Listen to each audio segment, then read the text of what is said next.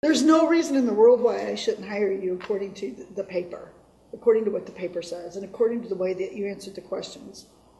There's absolutely no reason why I shouldn't hire you. You're one of those people that I think exudes confidence. You came in here with confidence, you had your resume in hand, you exude it. And to me, that just, it challenges me as the employer. I want to hire you. I want to hire you right now. But there's something that, to me, that is a little more significant than what's on paper and the way you exude confidence. And I know this is what I'm going to share with you, though, is true of you as well. But I always want it to be a challenge for anybody that comes into our company, that what we put on resume, the amount of confidence that we show out here, there's something a little bit more important. Because in Scripture it talks about, to some who were confident of their own righteousness and looked down on everybody else, Jesus told them this parable. And he said, 2 men went up to the temple to pray, one a Pharisee and the other a tax collector. So you have a Pharisee, well, I'm going to kind of give it away, I'm sure you know this parable anyway, that the Pharisee exuded this confidence. He was the one that came in with the resume. He was the one that was so confident in his own ability simply because he obeyed the law. But Remy, it said that, but the tax collector, he stood at a distance. He would not even look up to heaven, but beat his breast and said, God, have mercy on me, a sinner.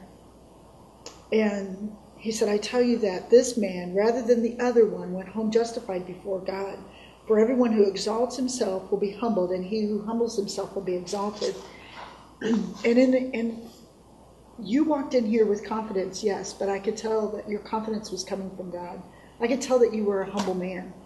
And it's not our resume that we bring before God. Like the tax collector, he didn't bring his resume before God.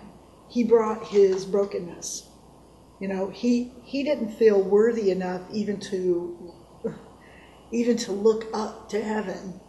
He felt unworthy in and of himself. And he knew that the only way he could be made right as he was at that altar was because of God, not because of himself. And so when we hire people, we tell them, yeah, we want you to be confident people. We want you to be people whose resumes look slick, just like yours did, and who can sit through interviews and answer all the right questions, just like you did. But what's more important in this place of employment, and I believe in every place of employment, if you really want to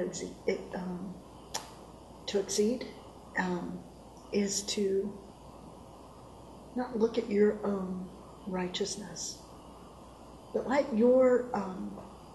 the way you stand before God,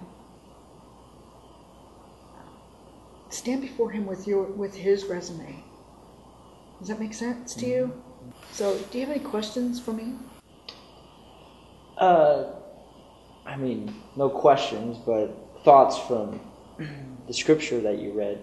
Anytime I hear humility and teaching on humility, I always think of the verse in Philippians.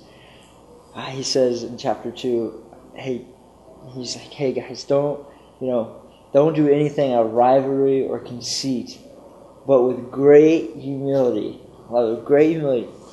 consider others better than yourselves. And man, what a beautiful picture for not only for believers, but for a workplace. Okay, Main Street Ministries, are we going to be a business not only that's not going to have rivalry and conceit, but are we going to serve the other people around us? Considering these other, or maybe competitors or whatever it may be, with great humility. And so, yeah, as a future employee, I guess, I'm very thrilled that we have the same unity of mind. So I'm excited to have you on board. Cool.